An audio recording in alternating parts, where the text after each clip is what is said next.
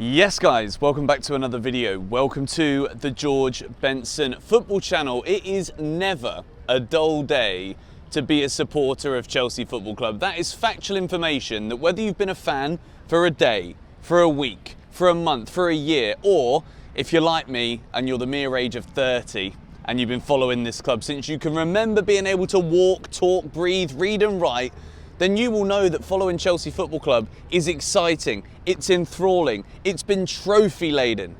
And now it's just plain and simply mental. I cannot keep up with the way that this club move, and today there is news that a lot of you in the UK are going to be waking up to, and luckily I've got a rooftop here in the hotel that I'm staying in Miami where there's some people I think eating a pizza to my right. I've got the light behind me, I've got the phone that all of the vlogs were made with during this American tour to discuss Joao Felix coming back to Chelsea. If there was one thing I did not expect, not just this year, but maybe ever again, it was the return of the Portuguese forward who came from Atletico Madrid on loan at Chelsea, and it was a weird one, wasn't it? Remember, it was I think it was Fulham away on the first time that he played for us, and he showed these moments and flashes of pure brilliance, and then he got a red card.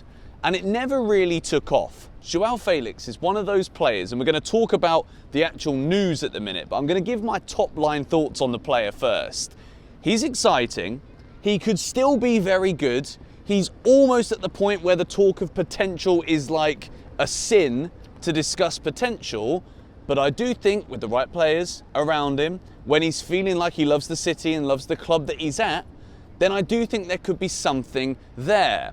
But we need to discuss here how this has even become a video that you guys are watching right now on GBFC, and make sure you're subscribed to the George Benson football channel. We've hit 300,000, but it doesn't mean we're stopping. I want 1 million on this channel. That is now the goal. So, you may have known this, or you may have not known this, because the club have never officially announced it.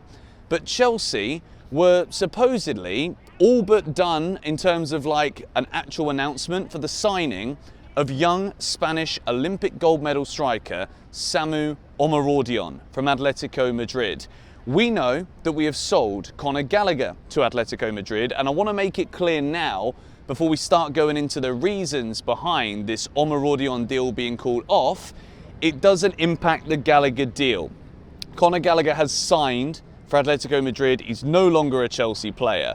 So this was basically a couple of hours after full time from the 1-1 draw against Inter Milan. So this comes out of absolute nowhere. There are serious issues for Samu Omorodion deal, and it comes from a Spanish journalist. This is tweeted here through Fabrizio Romano. I'm just going to go with Fabrizio's tweets today just so that we can have at least some form of continuity amongst all of this craziness.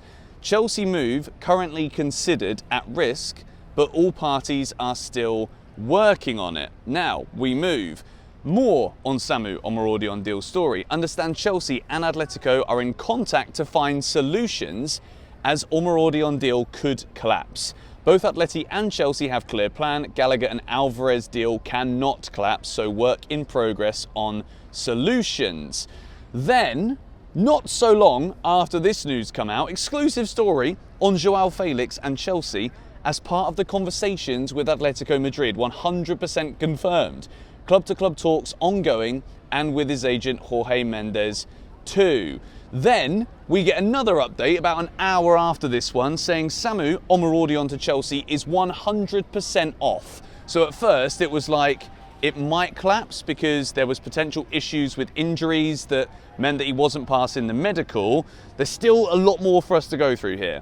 Major issues confirmed, and Omorodion will return to Madrid in the next hours with serious chances to join another club in the next days. He then goes on to discuss how the deals for Gallagher and Alvarez will not be falling through as a result of this Omorodion deal falling through. There's a few things here that we need to discuss purely on before we start talking about the player and getting excited and where does he fit, can he even get into the starting 11, that kind of talk that we're going to go through in this video. But I think what the craziest thing about this is here for me is that if Omorodion was our guy, and I'm not saying that I think he was the guy, I think he was yet another unproven player that we were bringing in, and it's not what we needed. But, you know, I was going to get excited about him if he joined for us. Of course, I will with any player. The thing I find very interesting here is that there isn't any kind of direct connection between the Gallagher sale to Atletico and the Omorodion deal to Chelsea. From what we're seeing, if Omorodion doesn't sign for Chelsea, but Gallagher is still signing for Atletico Madrid, then is this just some kind of gentleman's agreement that we have with Atletico Madrid, where it's like, well, if you give us 42 million for Gallagher, then we'll buy one of your players because we know you need the money as well. I don't understand what's going on here.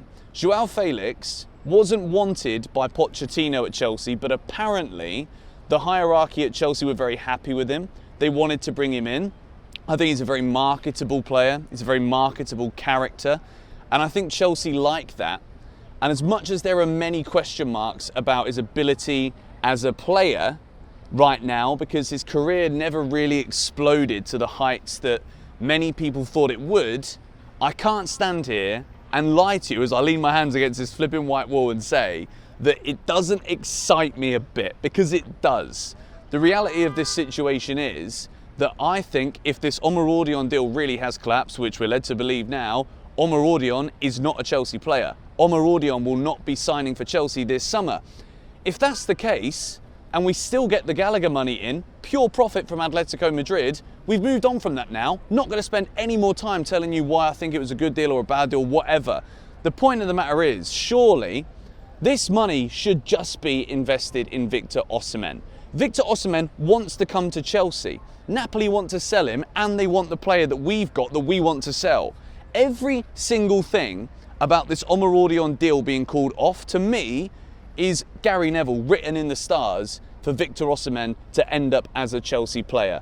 If Omorodion is no longer the guy, the club might have thought that he was. I didn't agree with it, but I'm going to go with it until he doesn't score any goals and doesn't play for us, and then I'm like, what the bloody hell did we do with that 35 million?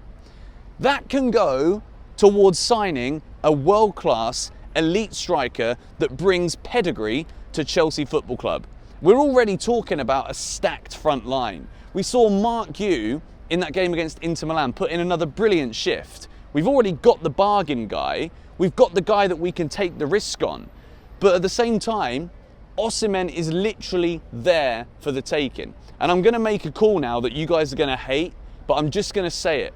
Don't be surprised if Chelsea don't move on Osimhen, particularly now that this striker deal has fallen through. If we don't move on Osimhen, watch him join Arsenal. Watch him score 20 goals this season and watch them lift the Premier League. That's genuinely what I think could happen with Victor Osimhen. Even if he goes to Arsenal on loan with an option for Arsenal to buy at the end of the year. I think Chelsea here have got to be careful. As much as there is a world where there is this big, crazy, positive story of, well, Joao Felix is exciting and we could also get Osimhen, I'm not going to sit here and say to you, or stand here and say to you, that that doesn't excite me. But the reason I'm just not fully on board with the Joao Felix hype is because profile-wise, like, surely he pretty much offers the same things that Nkunku and Palmer do, but just not at the same level. Yes, I would say he can play on the left wing, but have we ever really seen him explode in that position? Is he better than Mudryk right now? Yes. Is he probably better than Sterling right now? Yes. So maybe this is a sign-in for the left wing. Maybe. Kiernan Dewsbury-Hall has also just been signed, and he spends a lot of his time drifting out to the left wing.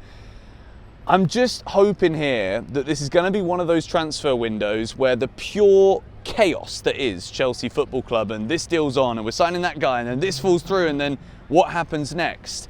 I really hope that we still bring in Victor Osimhen. And I think that what's happened here, seeing the Samu Omorodion deal being called off, thinking that it was basically already done, and then he doesn't pass a medical, or maybe it was something to do with the paperwork. Like, there's going to be a lot more updates that come out today regarding this story. But I also think, having watched Chelsea against Inter Milan, to bring it back to that, if you want to watch 6 Things We Learnt video, it's the last video on the channel, check it out. But I think Chelsea, again, we are we're showing developments here under Maresca. We're showing progress from last season where it's not just going to be Cole Palmer FC. Christopher Nkunku is just world class. He's unbelievable. There are a lot of positives despite only winning one of the last 6 matches in this pre-season. I think Chelsea are going to go somewhere this year. I think we're playing Man City at the best possible time. Whilst they're not fully fit, they don't always start the season perfectly. So this is the great time to get that fixture out the way. But I also think that as much as we have to focus so heavily on narrowing the numbers of the squad down, selling a load of players because the squad is just huge and it's unnecessary. At the same time, Joao Felix, I'm not going to turn my nose up at it.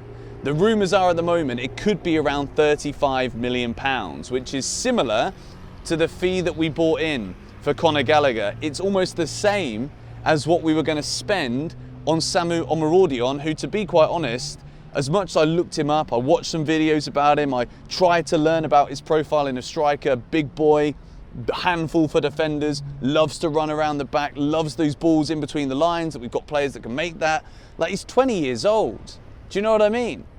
And at the end of the day, if he's got injury issues coming into Chelsea, bloody hell, we'd have ruined his whole career if he'd have signed for us, wouldn't we? Because players that come with injury records, I don't want to say this really because Pedro Neto's just joined and he's got a bad injury record, but I'm trying to be optimistic. But I do think that Joao Felix, of the 2 players, if it's the same price, is a better Chelsea signing than Omorodion is. That's my thoughts on that. So I'm not disappointed, but I hope Omorodion is okay and it's not going to impact his future as a footballer. But for me, this only leads one way. At least I hope it only leads one way. And that is Victor Osimhen becoming a Chelsea player in this summer transfer window. We've got to go for it. There are world-class strikers on the market, are few and far between. Julian Alvarez has gone to Atletico Madrid. He was a top-class player that we should have been going in for. We didn't. We got Pedro Neto. I'm delighted with it. I think he's an unbelievable footballer. And again, now that Omorodion's not coming in, that 35 million has to go to the right player. And for me, it's Osimhen or Ivan Toney all day long. Going to throw that one in at the end as well. But also, the club might be looking to sell Noni Madueke potentially, which I think is crazy because I really think he's going to explode this season. Sterling also, the club are open to sell him. I wouldn't be too displeased if that happened. But we don't want to be left in a position where, yes, we've bought all of these players and non-Chelsea fans who don't fully follow the club the way that we do might find this lunacy for me to even be saying. We don't want to be stuck without enough players. Just because we bought loads in, we're also selling lots. And I think people in the Chelsea narrative of being like, look how many players they've got, look how much money they spend. They forget how much money we actually make back. And it's kind of like, in order to put Chelsea down, they can ignore those things. Anyway, Osimhen, please. That's what I would like. Today's been a great day. Hope you enjoyed this video. Please do subscribe to GBFC if you're new, haven't already done so, and smack a like on this video. Maybe you actually saw some of the Miami thunderstorms behind me, although it looks pretty clear from here. What a place Miami is, by the way. It's mental. Thank you guys for watching. Come on, you Blues.